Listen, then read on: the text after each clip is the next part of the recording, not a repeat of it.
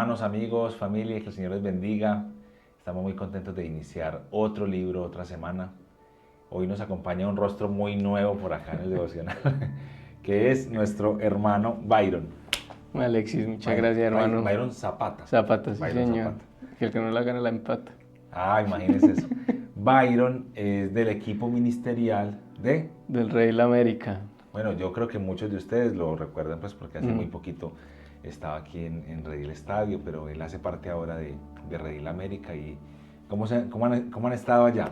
Para que nos cuenten un poquito. No, ha sido una gran bendición. La verdad que es ver cómo el Señor va uniendo personas que uno ni se imaginaba, o muchas veces uno saludaba y reconocía de rostro, pero ya viendo, aquí ya siendo más poquitos y más en familia, ha sido una bendición. Hermanos que uno miraba y tenía ciertos talentos o cierta magia en ellos también que hay, y que cuando el Señor nos une, lo bello que crea, y ver como la comunidad más unida y entender cómo el Evangelio va creciendo en medio de todos nosotros ha sido una belleza. El cafecito. Una hijita que ha crecido mucho en poquito Sí, tiempo.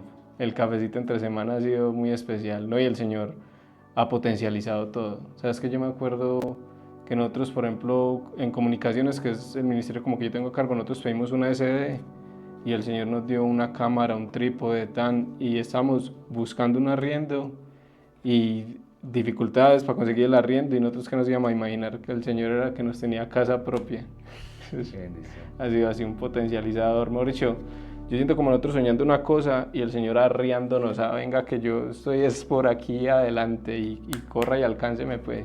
Bueno, entonces animamos porque este devocional y su historia, nuestra historia, la serie de todo el año, ha sido una serie que se pensó junta. Ajá. De Redil Estadio y Redil América. Entonces, por eso van a ver a todos los hermanos del equipo ministerial aquí, el América, y al pastor Ronald, obviamente. Entonces, bueno, ¿qué libro vamos a ver hoy? Hoy nos toca Habacuc. Ese nombre va para tu primer hijo. Habacuc. ¿Será? Bueno, no. Este es un libro, pues, obviamente, de los profetas menores. Y empieza, pues, obviamente, a ver entre como a mediados de los años 600 antes de Cristo. Habacuc le está hablando al reino de Judá. Lo ubica más que todo en el reinado de Joacim, que fue como lo que vimos en Segunda de Reyes, capítulo 23 y 24. Por ende también es contemporáneo más que todo con el profeta Jeremías, ¿sí? Ambos vivieron en el mismo tiempo.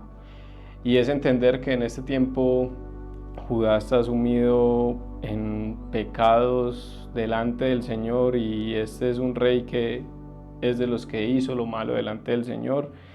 Entonces el pueblo está lleno de idolatría, creando ídolos, y ha llegado a un punto tan cúspide de crear ídolos que ya hasta los ídolos han entrado al templo, ¿sí? Entonces ellos tienen lugares altos, adoran a Baal y a todo el ejército del cielo. Y la escritura dice que incluso en esta época los altares para adorar al ejército de los cielos estaban en el templo del Señor, ¿sí? De tal manera que aún Jerusalén se estaba derramando mucha sangre inocente, ya que estaban pasando sus hijos por fuego para adorar a estos otros dioses, y también practicaban hechicería y adivinación. Entonces el pueblo está en un estado que uno dice, uy, aquí ya inclusive seguramente no sabemos qué es lo bueno y qué es lo malo, qué está prohibido, qué está permitido. Muy diferente a lo que vemos hoy.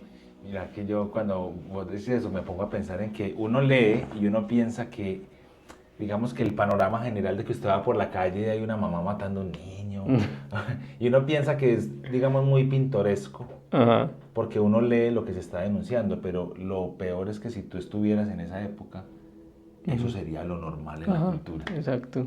Es como si hoy un profeta se levanta en nuestra cultura y dice, es que ustedes en la iglesia están robando la plata, es que hay unos pastores que se creen no sé qué. Sí, claro. Cosas que la cultura ha normalizado y que el Señor levanta a sus profetas para decir un momento que eso no es lo normal. Exacto, es que yo pienso que el problema es cuando el pueblo de Dios va normalizando cosas. Y gracias a Dios que en su infinita misericordia Él levanta a hombres que van denunciando, que tan bien les va a ellos, bueno, pero el Señor también ha sido bueno con ellos, y que la corrupción es en todos los niveles, ¿sí? Porque nosotros obviamente nos quedamos con lo escandaloso, ¿sí? ¿Cómo así que estaban pasando niños por fuego, no sé qué?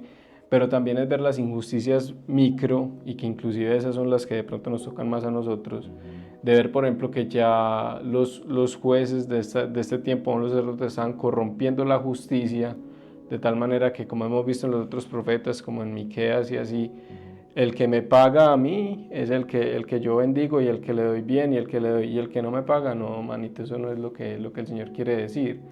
Porque lo pienso también en nuestro contexto de país, nosotros, nadie quiere la corrupción, es más, en estas épocas nadie quiere la corrupción. Todos se tiran la pelota, Eso. yo no la tengo. Pero entonces, ¿en qué nivel, también micro yo en mi vida me tengo que evaluar en qué nivel yo soy corrupto? Sí, porque es muy fácil decir la corrupción del político que se robó billones de pesos, pero en qué nivel yo estoy siendo corrupto, por ejemplo, en evasión de impuestos, en que yo le pago al tránsito, al guarda para que no me haga el parte, ¿sí me va a entender? Una introspectiva donde cada uno estemos involucrados y donde yo me mire más al espejo que a los que están afuera. Y creo que Habacuc inclusive es uno de los que empieza a hacer como esa introspección, y en medio de esa introspección que hace, desarrolla unos diálogos con el Señor.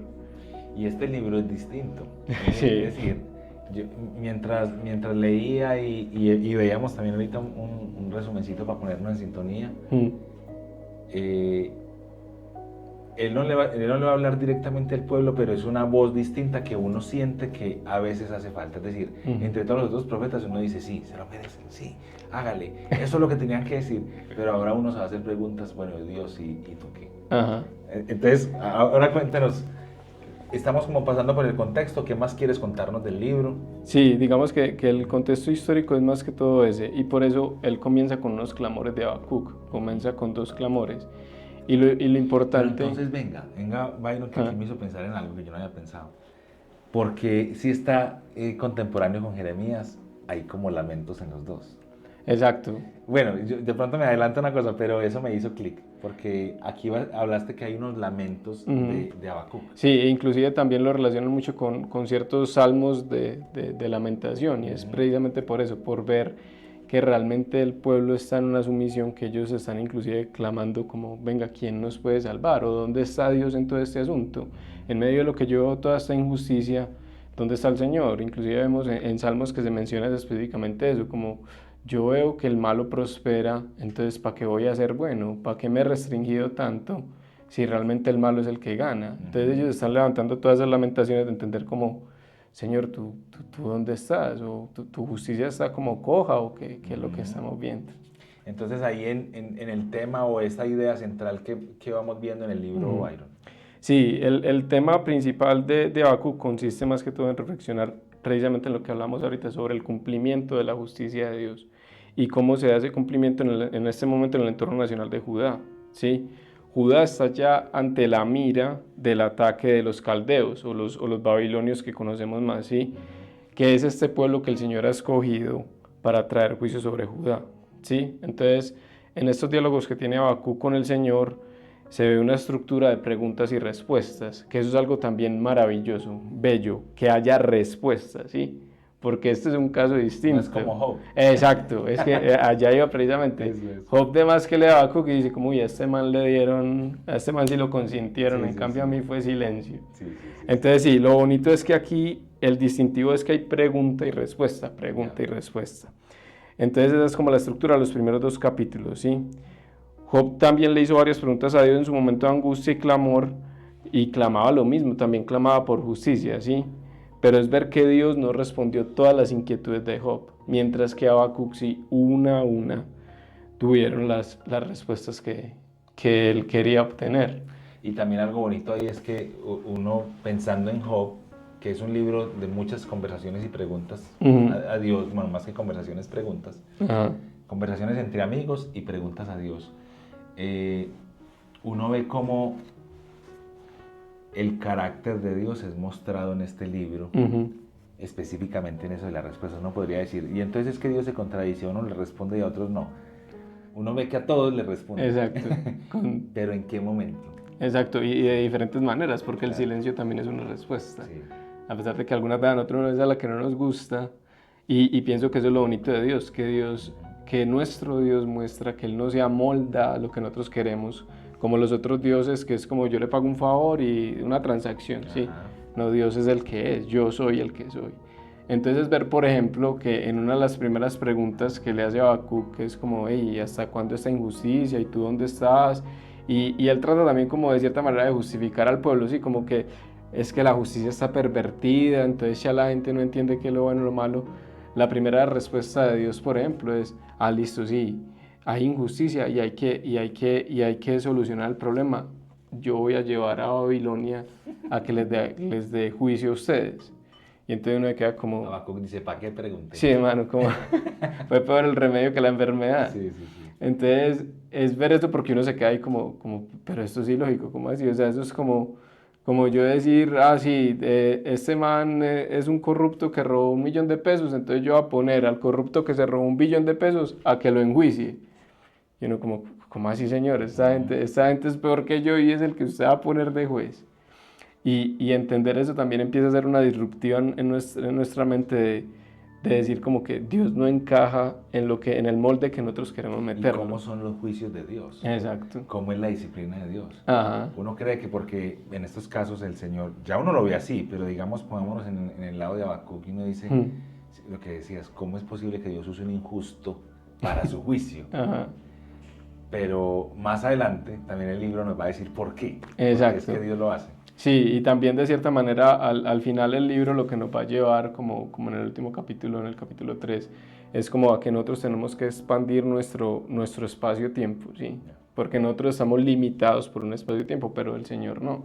Entonces el Señor guía también a Habacuc a entender como que, miren, yo también voy a juzgar a Babilonia. O sea, no significa que Él no va a quedar con su juicio y sin retribución. Yo voy a juzgar también a Babilonia y yo sé lo que ha hecho Babilonia. Y Él inclusive describe toda la corrupción que hay en Babilonia, la idolatría, cómo se venden y hacen como temas de mucho vino, muchas bebidas para desnudar a las otras personas y para que las otras personas tengan actos sexuales que no quieren tener. O sea, Dios también denuncia todo lo que hace Babilonia. Y dice como, si es que yo también los voy a juzgar a ellos, pero en el tiempo que yo he determinado. Por ahora ellos los van a juzgar a ustedes. Nosotros, como tú dices, nosotros tenemos el panorama completo, entonces nosotros ya sabemos que evidentemente para Babilonia viene también un juicio, ¿sí? Claro, yo pienso ahí como en lo que decías de ampliar la mirada y uno lo que alcanza a ver es cuánto de lo que el pueblo estaba viviendo ahí, lo que uno vive, uno solo lo ve como eventos sucesivos de la historia. Ajá. Ah, no, yo estaba en este trabajo y cambié a este, y Ajá. luego a este. Pero Dios lo que está viendo es, yo con esto te disciplino, yo con Ajá. esto te atraigo, yo incluso a un país con tal gobierno lo voy a juzgar. Exacto. Exacto, es Y que esto nos ayuda a mirar eso, cómo la soberanía del Señor está operando ahí. Sí, aun cuando nosotros no entendemos. Por ejemplo, hay gobiernos que nosotros en este momento no entendemos y decimos como, ¿será que hay Dios? O es más, muchos incrédulos se justifican con otros como, yo no creo que haya Dios porque están matando niños, yo no creo que haya Dios porque hay sufrimiento, yo no creo que haya Dios porque hay maldad. Y es uno decir como, es que Dios ha dicho desde el principio, yo soy rico en misericordia y tardo para la ira, tardo, no que no haya. Pero entonces nosotros vamos al revés, nosotros vamos rápido para la ira y tardo para la misericordia, ¿sí? Entonces nosotros queremos que Dios sea así, pero Dios no es así. Entonces él aquí, por ejemplo, uno a quien le extendería misericordia primero, pues a su pueblo escogido, claro. Pero no, él está juzgando primero a su pueblo y luego va a juzgar a la nación de la cual es, ante los ojos de Israel, peor que ellos. Byron, y bueno, extendamos esto un poquito más así como nos estás guiando y pensemos en cómo este libro encaja en la gran historia del Señor y en lo que hoy es la iglesia. Ajá. Y cómo nos muestra el Señor. Sí, digamos que el mensaje directo de Habacuc para el pueblo de Dios es simplemente este. Aunque nosotros no comprendamos todo lo que sucede, Dios es justo y tiene el control. Aunque nosotros es que yo lo he visto siempre y me ha servido mucho. Nosotros, Emilio y yo tenemos un hobby que es armar rompecabezas, ¿sí? Yeah. Si yo me pongo a ver una sola fichita, yo no entiendo. Es más, el rompecabezas es difícil porque si yo con una ficha no sé dónde rayos ponerla. Tiene todos los colores de todas las partes. Exacto. Pero cuando nosotros terminamos y tenemos la obra de arte o lo que tengamos como rompecabezas, uno dice, claro, es que esa ficha era necesaria ahí. Por ejemplo, yo una ficha tan oscura, ¿para qué? Por ejemplo, uno se mata es con los cielos o con las cosas que todos en la misma tonalidad. Uno, hijo de madre, qué piedras tan difíciles de poner. Pero en el panorama completo muestran como, claro, con razón esto tenía que ir acá. Cuando uno tiene la panorámica. Lastimosamente el único que tiene la panorámica es el Señor. Él en su misericordia... Para bien y para mal, uno quisiera tenerla, pero menos mal también uno no la tiene. Sí, y el Señor también en su Hijo Jesucristo nos ha ido mostrando también cierta panorámica en los designios de lo que nosotros necesitamos. Es que, por ejemplo, yo me acuerdo cómo Juan termina su evangelio, que él dice, si yo me pongo a escribir todo lo que hizo Jesús, no cabe en los libros de la tierra, pero lo que se ha escrito es lo necesario para que ustedes sean salvos. Entonces, así me lo pienso yo con eso. Dios nos ha dado parte de la panorámica, que es lo que nosotros necesitamos para conocerlo a Él. Entonces es ver como eso, ver que el justo, que es uno de los versos que hay acá, el justo vive por la fe, ¿sí? Y este es el verso de Habacuc que es más citado, pues obviamente en el Nuevo Testamento, ¿sí? Este se ha citado, digamos, por ejemplo, en Romanos, en Gálatas y en Hebreos. Entonces es ver cómo nos está hablando de eso. El justo vive por la fe. El justo no vive porque entiende la situación. El justo no vive porque tiene claro qué va a pasar de aquí a 5 o 10 años, sino que el justo vive porque tiene fe, confianza en el Dios que lo ha llamado. Por ejemplo, eso personalmente es un desafío para mí. Yo soy un ingeniero. Un mapa. Yo voy planeando. Mira, mi trabajo consiste en yo planear los proyectos. Entonces a mí me hacen un proyecto y dura 5 años, yo proyecto esos 5 años y yo mes a mes voy evaluando cómo se va cumpliendo esa ejecución. Entonces, por ejemplo, cuando a mí Dios me llama a vivir por fe, yo tengo que hacer una disruptiva en mi mente, que toda mi mente me está diciendo como, ¿cómo rayos yo no voy a saber qué va a pasar en 3 meses? Y Dios, de ciertas maneras muy creativas, me ha ayudado a mí a romper esa disruptiva y a ser libre en eso, ¿sí me va a entender? A gozarme en yo deconstruirme, porque levanto ego, orgullo, me levanto a mí mismo como un ídolo, a yo gozarme en deconstruir el ídolo mío y confiar en el Dios que hay ahí, aun cuando yo tengo solo la panorámica del siguiente paso. A mí me han dicho, aquí, de ese paso. Entonces es bonito ver eso, como el justo por la fe vive. Ya en temas de la redención, digamos que en el capítulo 3 pasa algo muy bello, que es que el profeta usa 3 veces la palabra salvación, ¿sí? Que esa palabrita tiene la misma raíz del nombre de Jesús. Entonces es bello también ver cómo Habacuc de cierta manera va señalando al que va a ser nuestra salvación, ¿sí? Ya en el Nuevo Testamento entendemos más claramente que dicha salvación es segura para los que han puesto su confianza en Jesús, ¿sí? Como lo vimos en Romanos, ¿sí? Entonces, y ya también Habacuc está hablando de lo que va a pasar en la segunda venida. O sea, esto fue lo que me pareció a mí más maravilloso, es uno de los versos con los que yo quedé más maravillado en Habacuc, porque yo, antes de hacer este estudio, pues sí tenía muy claro, más el justo por la fe vivirá, porque es uno de los sitios que Pablo más citaba, tan bacano, pero me gustó mucho más este versículo que es en Habacuc 2:14, que dice, la tierra se llenará del conocimiento de la gloria del Señor, como las aguas cubren el mar. Hay una canción muy famosa de nuestras iglesias cuando éramos niños. Ajá. Entonces ver cómo esto hace. Habacuc en el último verso está señalando hacia el que es la salvación, hacia ese Jesús, pero también desde el capítulo 2 me venía preparando a decirme, es que la tierra va a ser llena del conocimiento de Dios. E inclusive eso me empieza a hacer clic con otros versos, ¿sí? Como por ejemplo cuando dices que esa es la fe, esta es la vida eterna, que te conozcan a ti, el único Dios verdadero, y a Jesucristo, a quien tú has enviado. La vida eterna es que nosotros lo conozcamos a Él. Y se conecta mucho con el profeta Joel, en la promesa del derramamiento del Espíritu Santo. Entonces mira lo bonito que es uno sentir como eso, como que para la iglesia el justo vivirá por la fe, ¿sí? Clama por salvación en medio del juicio, así como Habacuc está haciendo en este momento, pero espera en el glorioso día en que Dios va a revelarse por completo, va a revelar tal cual es, porque Él es esa salvación prometida. Así que el justo en quien confiamos ya vino, y ese Rey es el que llenará toda la creación con su gloria. O sea, lo maravilloso es ver que nosotros seguimos aguardando esa promesa que Habacuc pudo haber visto, pero aún con más confianza, porque nosotros ya somos testigos del Dios que caminó por la tierra, y que ahora estamos esperando es cuando Él venga con toda su gloria, a mostrar cómo, desde lo que decía Habacuc, cómo esa gloria de Él y ese conocimiento de Él se va a llenar y va a cubrir esto como el agua cubre el mar. Tremendo. Es yo maravilloso. creo que, hermano, cortemos ahí porque eso está muy bueno. Eso está muy bueno. Vea, entonces, los queremos animar a que estén toda esta semana muy pegaditos al devocional en casa de Habacuc.